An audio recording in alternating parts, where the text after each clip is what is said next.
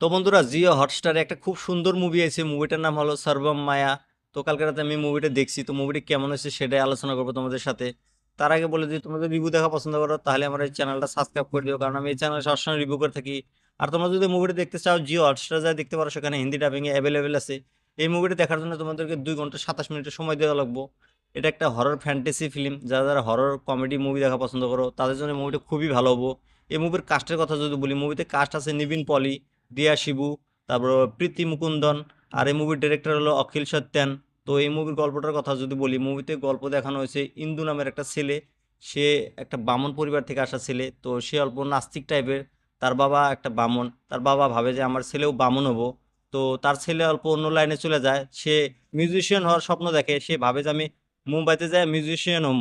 তো সে একদিন তার বাবার কাছে টাকা চায় 200। তার বাবা না করে দেয়, দেয় না টাকা। তারপর সে তার বন্ধু কাছে যায় বলে যে, বন্ধু তুই আমাকে 200 টাকা দে। তো তার বন্ধু দেয় না, তার কাছে টাকা নাই। তো তার বন্ধু তাকে বলে যে, তুই তো বামুন, তুই একটা বাড়িতে যা, সে বাড়িতে ভূত খেতার লাগে, তো সেখানে যায় পূজাটা করে দিয়ে আসে, আর টাকাটা তুই নিয়ে আসে। তো সেখানে যায় ভূতটা খেদায়। ভূতটা খেদানোর পরে সে বাড়িতে চলে আসে। বাড়িতে চলে আসার পরে সেদিন রাতে সে ভূতটাকে তার ঘরে দেখতে পায়। সে খুব সুন্দর একটা ভূত। সে একটা মেয়ে ভূত। তো তার সাথে প্রথম অল্প ভয়টয় খায়। ভয়টা খাওয়ার পরে তার সাথে ধীরে ধীরে বন্ধুত্ব হয়। তারপর সেই ভুট্টা এই ইন্দু নামের ছেলেটা যে মিউজিশিয়ান হওয়ার স্বপ্ন দেখে তাকে খুব হেল্প করে। তো সে মিউজিশিয়ান হয়। তারপর তাদের বন্ধুত্ব প্রেমে পরিণত হয়ে যায়গা। তো তারপর কি হয় না হয় সেটা কিন্তু তোমরা এই মুভিটা দেখলে বুঝতে পারবা।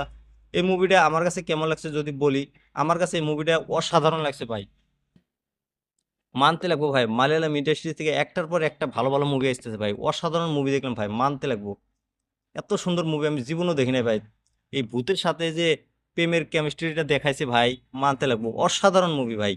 এই মুভি যে মিস করবো ভাই, সে জীবনে বহুত বড় বস্তু মিস করে দেবো ভাই।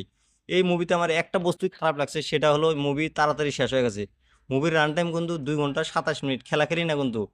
তাও আমার কাছে যে কম পড়ে গেছে এই মুভিটা দেখাতে। যদি মুভিটা আরো 1 ঘন্টা বেশি হইতো, তাও আমার কাছে এই মুভিটা অত বোরিং ফিল হতো না। অসাধারণ একটা মুভি। এই মুভিটার অ্যাক্টরের কথা যদি বলি, নিবিন পলি। তো এর আগে ওর অনেক মুভি দেখছি আমরা। সে খুব ভালো একটা অ্যাক্টর। তো সে এই মুভিতে খুব ভালো অ্যাক্টিং করছে। মানতে লাগবে ভাই, অসাধারণ অ্যাক্টিং করে দেখাচ্ছে।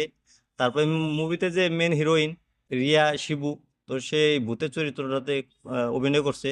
তো সেও খুব সুন্দর অ্যাক্টিং করছে, খুব সুইট মেয়ে। তার অ্যাক্টিং অসাধারণ ছিল। তারপরে প্রীতি মুকুন্দন অল্প স্ক্রিন প্লে আছে, সেটুকু করছে, ভালোই আছে। বাকি যত দলের ক্যারেক্টার আছে মুভিতে সবাই খুব ভালো অ্যাক্টিং করে দিয়েছে। বাকি মুভির মিউজিকের কথা যদি বলি, মিউজিকগুলো ভালো ছিল, বিজিএম সাউন্ড ভালো। মুভিতে যে হরর সিনগুলো দেখানো হচ্ছে সেগুলা অল্প টুকটাক ভালো আছে। কমেডি ভালো আছে মুভির। ডাইরেকশন ভালো, সিনেমাটোগ্রাফি ভালো আছে।